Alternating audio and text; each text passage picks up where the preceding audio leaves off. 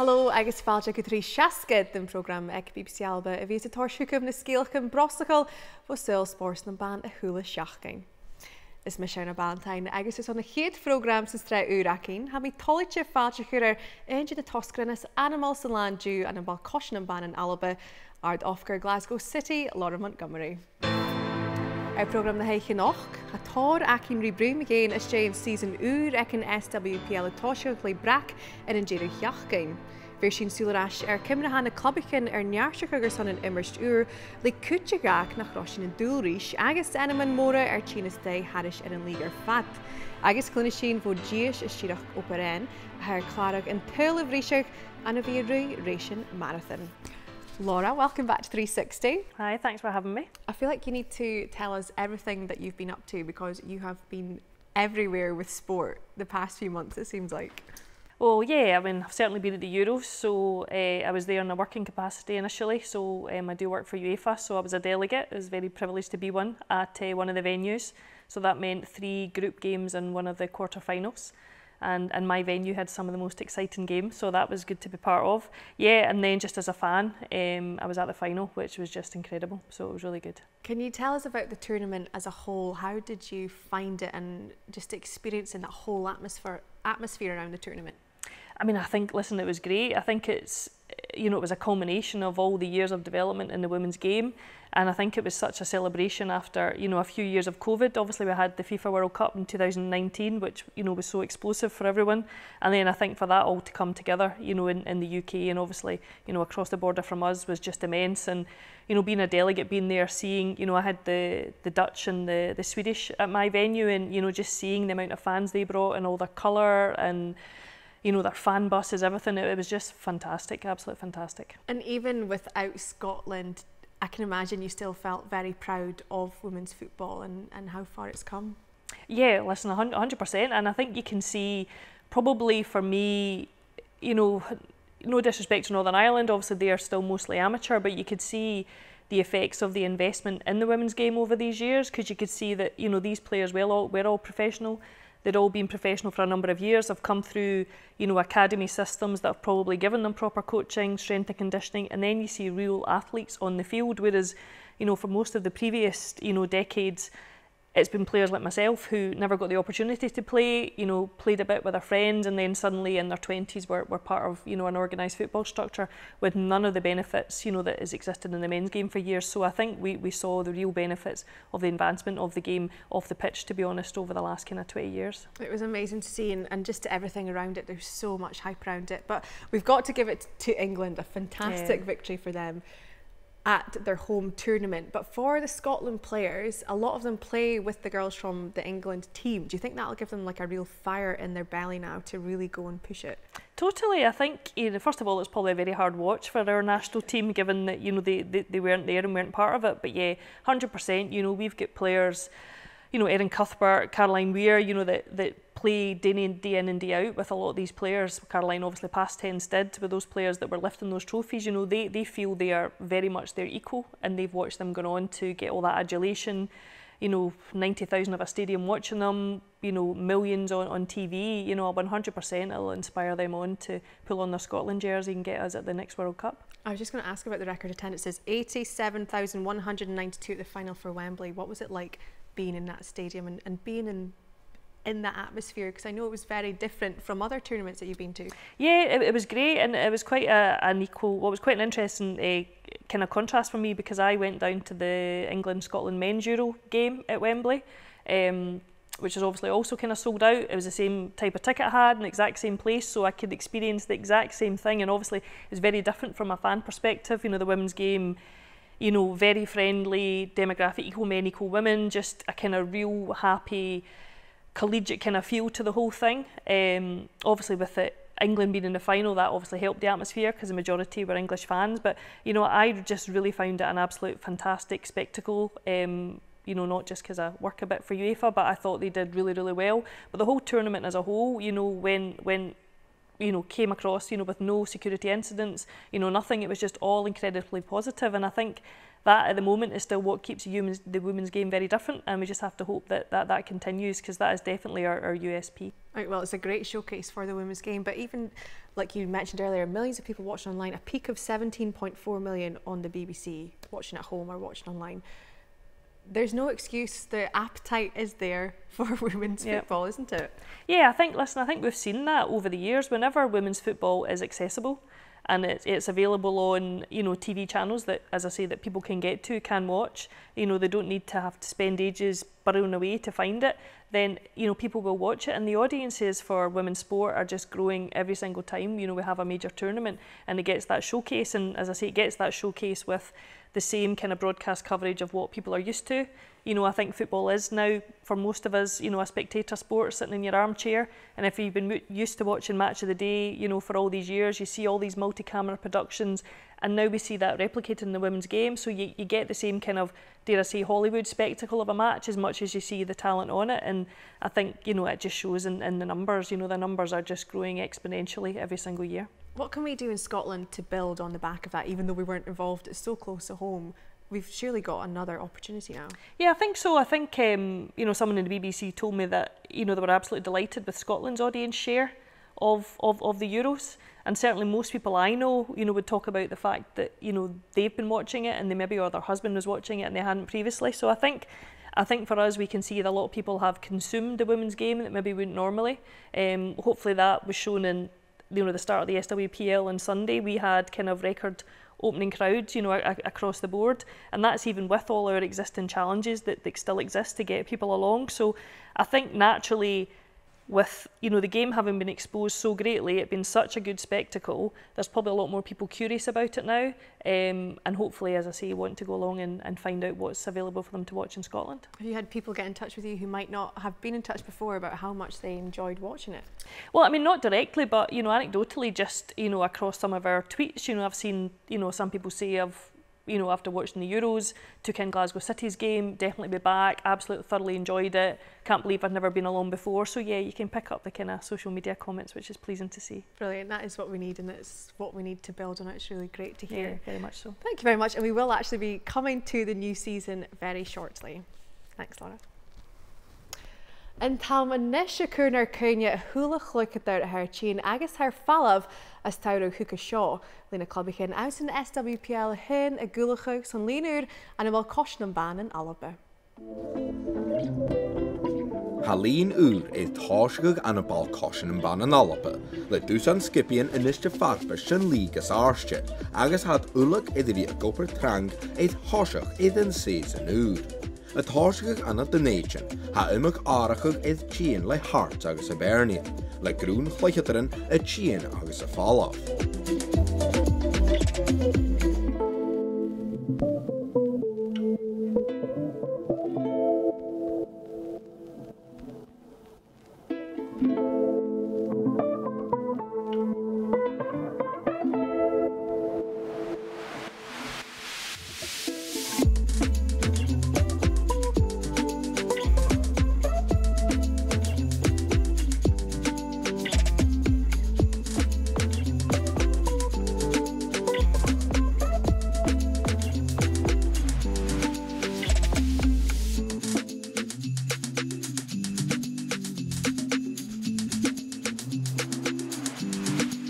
Le Spartans had gewór in hun skippe a haid vi chomágaibh chumal, a gewarach de sin haid dit ook niet laantalend a haring an club cúteach.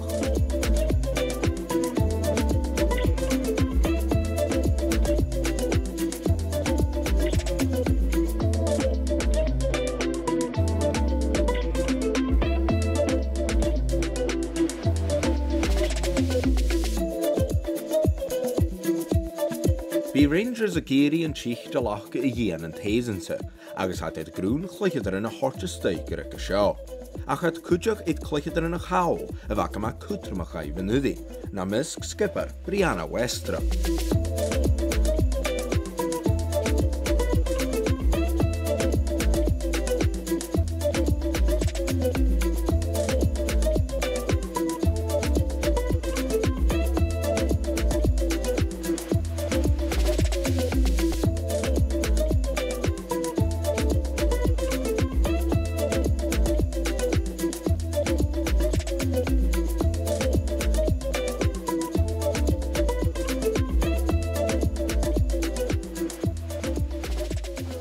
cúmal ceann na bhaite dua bí Glasgow City agus Celtic, agus hat hain idir na skipian achcha in Àrd-Oifigear.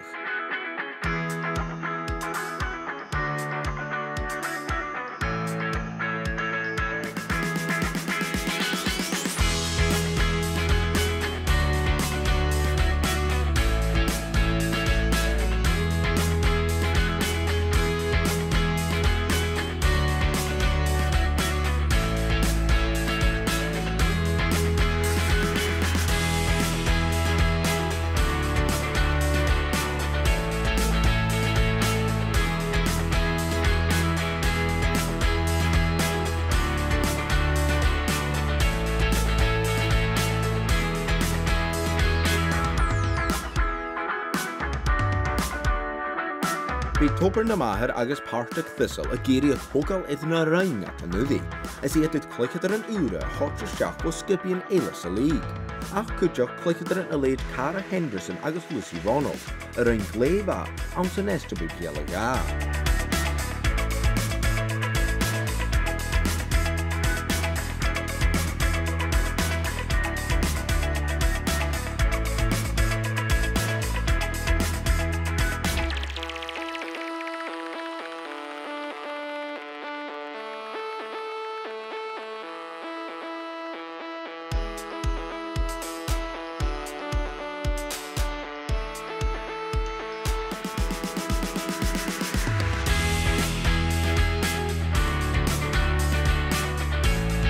Le dá áte inis sa líg le chorm a gáil sios gan SWPL gá. A féimeach Hamilton an skipe a chríochnich ag a bhewn na nudí, a bhí fatan a sear an bliana. Le utain úr ag tína stoi had cúideach ag cluichadarin a bhaid íasat an téisin sa chai, ein stoi inis lá an úne.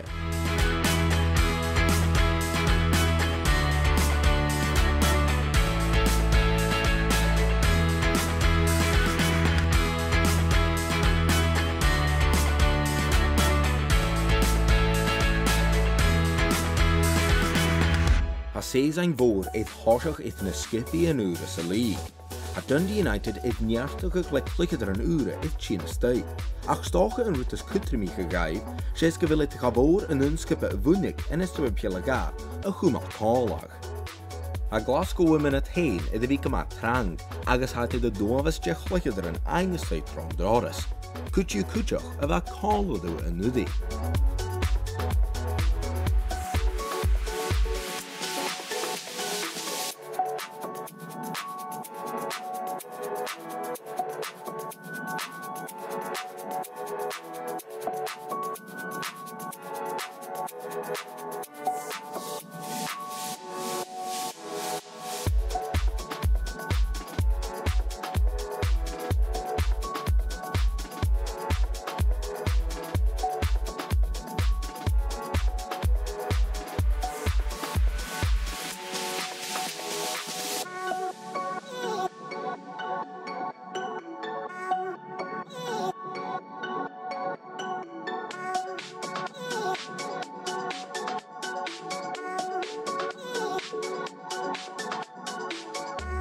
A saoirach go más sábhach idir bhí ag oparain, ach colach dhí gan na trí skipian eile, chumat graing idir bhórchuid an skipe a rain chomagaibh an nudí.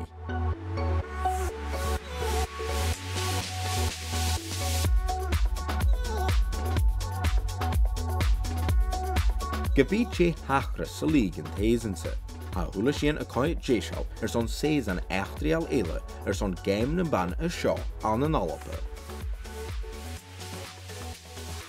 Laura, a new season, a fresh start. How are you feeling about it all? Excited, yeah, it's brand new for us. Obviously we're talking about off the back of the Euros, looking for obviously the experience, the bounce of that, but you know, we're under a brand new organisation in control of our own destiny, so yeah, very much looking forward to it. And you've had quite a lot of work to do to get to this point, haven't you?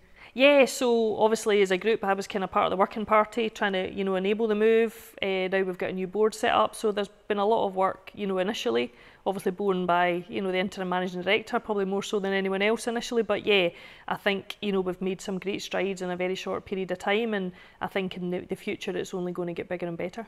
What are you most looking forward to then this season with all these huge changes? I think first of all, I think we'll have greater commercial income, which will obviously benefit all clubs, and it gives us a good platform to keep building from. But I think just as you've gone through all the different comings and goings of players, I think we're bringing more and more exciting talent into the league. We're bringing more competitiveness into the league. And that in itself brings greater audience, greater sponsors, more excitement for the players as well. The players want to play in a competitive, exciting league. So yeah, hopefully this is our best ever season yet for the SWPL. And as we just saw in that feature there, a lot of movement this season, a huge amount of names coming and going. How are you feeling about the Glasgow City team? Yeah, hugely excited. It's obviously our head coach Eileen's first kind of proper transfer window. January transfer window is always quite challenging, so you could say it's our first kind of real footprint herself on the squad. So, with some very deliberate changes she wanted to make, they've been made. We've brought in lots of exciting players. So, yeah, I'm looking forward to the season. And we have had the first round of the new season, some huge score lines. There is still a lot of work to do in kind of bridging that gap, isn't there? Yeah, I think so. I think, you probably just see the strength in ourselves, Rangers and Celtic are the three full-time teams. I think the biggest kind of shock result of the weekend was the Hibs one, because Hibs are pretty much nearly all full-time. So that was a bit of a surprising scoreline, but Hibs are a good team. They'll more than bounce back from that. I think it's just great to see the other investment. Hearts now have full-time players. Lots of other clubs have part-time players. There's probably pretty much no player now, or a very small number, that don't receive any payment in our league. And listen, that's what we've always wanted for women's football. And as I say, a strong competitive league attracts more and more good players that want to stay and continue to play their football here, and then others from abroad that want to come and join in the party. Well, tell us about the behind the scenes of that, of players who you're identifying and those who want to come up here, because you've obviously been involved for such a long time. What do you do in terms of identifying players and getting them up to Scotland and playing up here? Yeah, listen, it's just the traditional pathways of networks and scouting, and just all the different ways that you find players. You have a characteristic of a player you're looking for, and then you go forth and speak to contacts, look at scouting networks, watch a lot of videos, and you eventually find the player that you would quite like, and then it's a persuasion for them to come and play for your club, and then obviously come and play in Scotland. But I think one of the biggest things for me, and probably one of the kind of founding principles of the WSL is they retained, because of central contracts, all their best English national team players. And I think for us as a nation to grow, we need to be able to retain our best talent here, because for the last kind of decade they've all moved on, and that's just weakened us. Going down south. Exactly, they've all gone down south, and we want to be a league where they want to stay. And I think for us, for the likes of us signing Amy Muir, Amy Muir would have had opportunities to go down in England. Rangers last year brought Jane Ross back, from England. And I think, these things are really important. Us, we've brought Abby Grant back from England, and, we want to retain our best talent in our league. And as I say, that is hopefully the next few years bringing some of them home, and for others stopping them going. And are these players that were totally sold on coming to Scotland, on coming to Glasgow City and wanting to ply their trade here? Yeah, definitely. I mean, I think for us as a club, a lot of players like our values. They like that we stand for something different. We like the fact that they're the most important at the club. So, for us, that's definitely an attractive factor, as well as obviously trying to compete for trophies and Champions League benefits and all that kind of thing. Well, seeing that feature there, are there any movements that have shocked you? Shocked me? No, I don't really think so. I think there's obviously some players depart at some clubs. I think there's some that maybe some teams were disappointed. I'd be surprised if Celtic wanted Charlie Wellings to leave them, for example. But football's football. It's hard to sometimes retain players. Sometimes you can get offers you can't refuse. There'll certainly be some really exciting talent I can see being signed by our competitors. Some of the players look really good.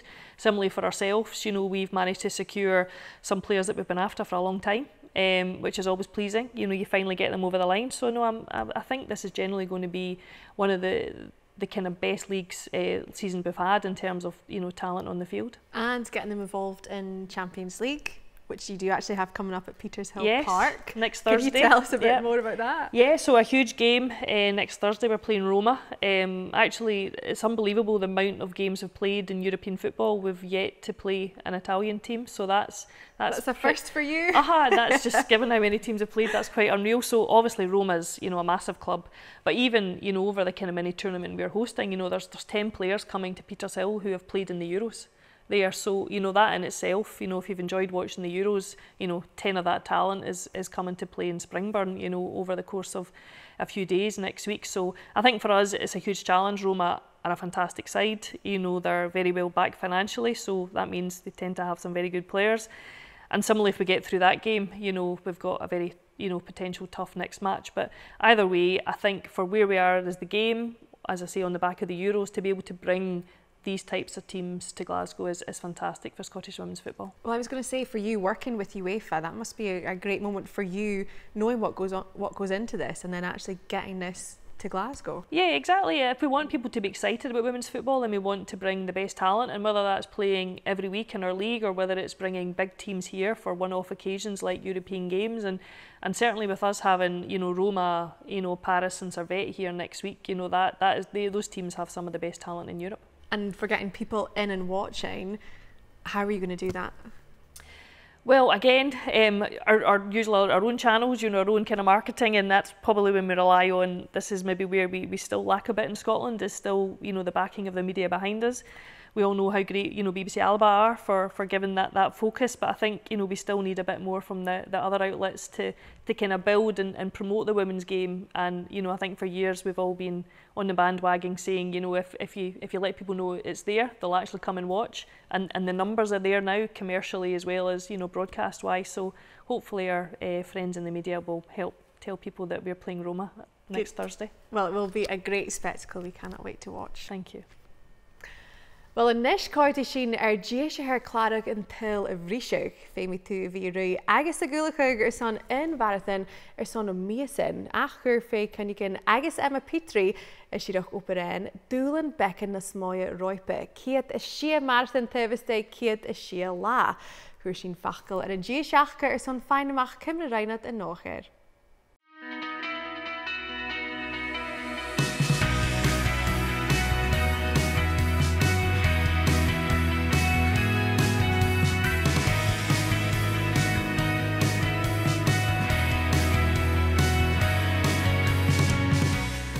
Mar Cunningham donna párantanachcha, chud Fay Cunningham agus Emma Petrie dúlan roipe gus chiad agus sia marathon a rui. Tuvastaigh chiad is sia láithir. So Em lost her mum 2 years ago to cancer, and I lost my dad just before we started the challenge to motor neurons disease, and both of us watched two people that were very influential in getting us active and outdoors lose the ability to get active and be outdoors themselves. So we wanted to do a big challenge to raise money for Macmillan and Motor Neurons Disease Association because they supported our families so well, but also to say to people, do it while you can, because you never know when the opportunity is going to get taken away from you. So we thought if we pushed our limits, it might encourage people to push theirs and maybe do something that they wouldn't usually do, or something that they thought about doing but have never tried. So yeah, our motto is kind of like, do it while you can, and let's take this opportunity while we've got the chance to do it, yeah. Caddeach a thuilead gama tras a grách, ach a pound fatam as rád eith chúrsa, agus fad misnach á críoch a chud an dúla. Well, the weather was probably a big one. It seemed to be windy. It was so windy at the start. So that was kind of like, it was difficult choosing routes and deciding where to go. A lot of obviously the forests that we usually run in had been affected by storms, and yeah, that kind of threw a bit of a spanner in the works.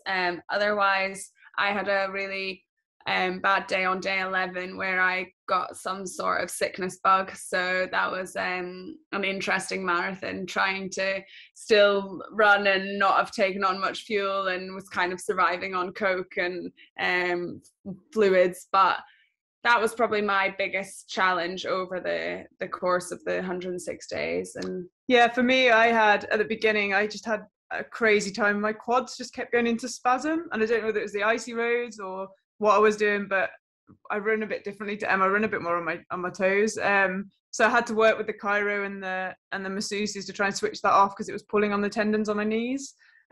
So from about days 4 to 7, I had like a few painful days, and then managed to switch it off, and I was fine after that. So I think we both had a testing day quite early in the challenge, which made the rest of the challenge actually seem a bit more of a breeze, because we both didn't have a day as bad as that. Becíad marathon a bheit a gamasid an dáiseach, ach runnig at sia a bharach a dhéanú, gus chlára gan dúil a bhrisiach. Yeah, so the world record stands at 95. So we thought when we were looking at it, we were like, well, 100 and 100 days has a good ring, sounds quite good. So we worked at that, and then our 100th marathon was set at Edinburgh. And then whilst we were doing the challenge, there was two girls, a girl in the UK and a girl in America, that both attempted the record as well at the same time. We were behind both of them.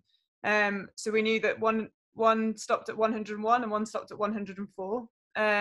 Neither of them have been verified yet, but we didn't want to risk having to do it again. So we thought, let's go just like another 6 on from the 100, because we're not starting again from the beginning if they do get verified. So yeah, we finished on the Saturday after 106, and it gave us the chance to have a party and say thanks to everyone anyway. So it was quite a blessing in disguise, actually. It was a really good way to end. Yeah, it was a good. We finished on a Jubilee weekend, and it was a beautiful weather, so it worked out well for us. We could have a party in the garden and finish at home, but yeah, that's why we stretched the extra. I mean, you've done 100, what, 6 more? I mean, that literally was what everyone was saying to us. Everyone was like, don't stop, keep going, you can do another 6, like do another 10. And then we were like, oh, another 6 is cool. But it was nice to finish really strong. We finished on the 6th one and we had a great run. We felt really strong, and we were like, well, we could keep going, but we were kind of just done. Like mentally we were like, I think we've run enough marathons now, like that's good, we'll stop at 106.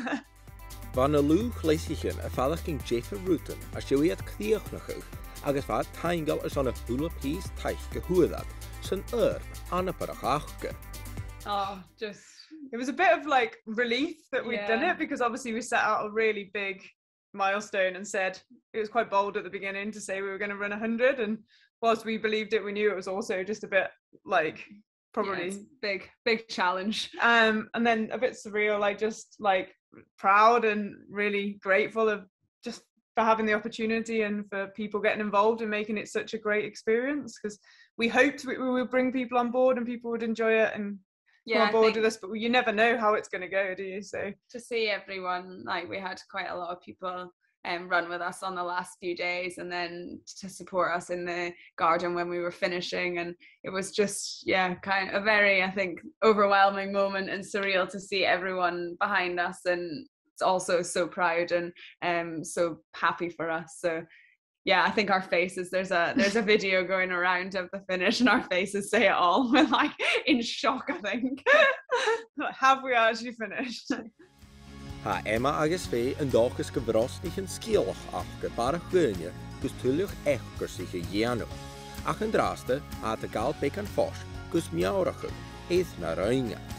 Yeah, fingers crossed. That was the aim, and a few people did like complete their first marathon in Edinburgh with us when we were doing Edinburgh Marathon, and that was just amazing to see. And yeah, there's a few more now signed up for other marathons, and people messaging us saying, oh, I'm going to give this a go. So yeah, I think hopefully people are inspired and will do that thing that they maybe have been putting off or thought, oh, could I or should I, and fingers crossed they go for it and think whilst they've got the chance they go and take it off their bucket list. Yeah, I think like we've got nothing on the horizon right now. We're just going to enjoy the summer. We're going to maybe get on a bike, go for a swim, and go for a 5K run or something, and just like enjoy being out and about, go back to work. Yeah, nothing crazy. Just give ourselves time to actually absorb what's just happened and just like enjoy the moment. Because I think sometimes you can move on too quickly, and we actually do want to just, enjoy the time that we've had the last few months and just like reflect back on it and be really grateful for the opportunity, really.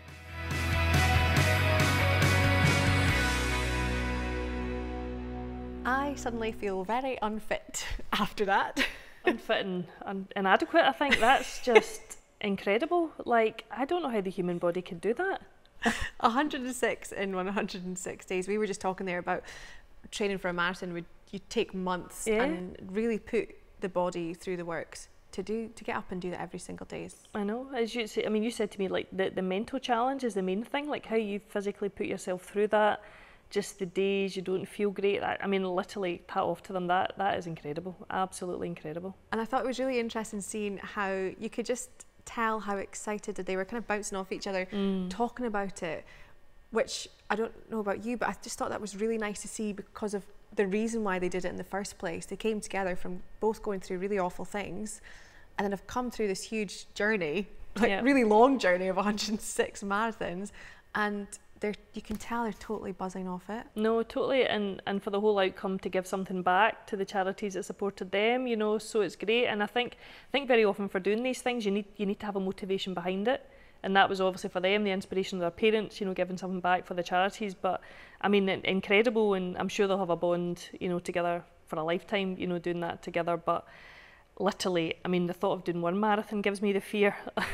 106 and 106 days is just absolutely mind-blowing. It is mind-blowing, a bit nuts, but I've got to give them the respect for that. It's incredible. But I think do you also think it shows again the benefits of sport and mental health? They've used sport to get through an awful situation that they went through. Yeah, 100%. You know, I think it's well documented the benefits of, you know, sport and exercise for mental health, and you know the world that we live in now. It's a very good balance to have for all of us, and whether that's just going for a walk or running a marathon, you know, it's all beneficial and it's all good for us. Maybe not 106 is good for us. Maybe one is good for us. But you can also see that teamwork coming through there as well. They had each other and they got through, and we see that so much through so many different sports, don't we? Yeah, I think so. I think to do that as an individual would have been, you know, double as hard, to be honest. I think when you have people pulling you alongside, and you know, as a kid I used to do athletics and that's a single sport, you're on your own. And I used to love most doing the relay because I had other people, and that's I think why most of us love team sports. You know, it's great to achieve something with people. It's great to go through hard stuff with people, as they obviously did as friends. And yeah, just having that collaboration as a teammate can get you through anything. And seeing what the body can do. Yeah. They have seriously pushed it, and we actually just saw over the past 2 weeks at the Commonwealth Games, people throwing their bodies on the line, knowing that they do have that mental strength, that physical strength. You can do it. No, I think you have to. I'm sure there's plenty of points during that challenge their bodies were saying no more. You know, but mentally they pushed their bodies that little bit further. It's honestly, it's just amazing to see. Hats off to them. No, I know, really well done. But also, just before we end the programme this week, let's go back to Glasgow City. What would be a good season for you this season? Win the treble would be a very successful season. You know, listen, to win trophies and to compete, you know, we always want to compete, but you know, to compete means you want to win trophies and obviously, you know, gain a spot in the Champions League next year. So that's always our aim, and that's not going to change. Well, I suppose silverware must be even more crucial than ever now after last season. Yeah, it ended up last season we competed on all fronts. You know, we did relatively well in the Champions League, but not as well as we'd like to do. And the same, we reached 2 cup finals. You know, we took the league to relatively near the end, so we ended up, we were, you know, just almost there on everything and not quite there enough. So yeah, that's a huge motivation for us as a club that likes to have silverware in the trophy cabinet, so it's a good motivation for this season. And how are the team feeling as a whole about this season kicking off? Yeah, really positive. I think you can see that on Sunday. You know, lots of new faces, they fitted in really well. Another face still to come. You know, Desiree, our Mexican striker, is arriving very, very shortly.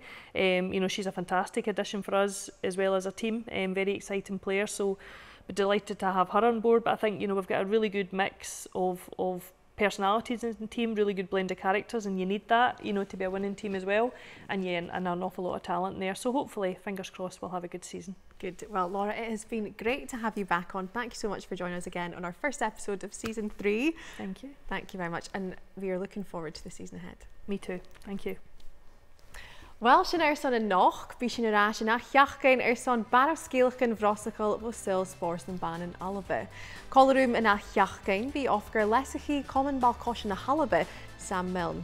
Cun nuair sin Jan Císeach go bhfuil si bh lentyn BBC Alba ecals nach cailsibh program san bí.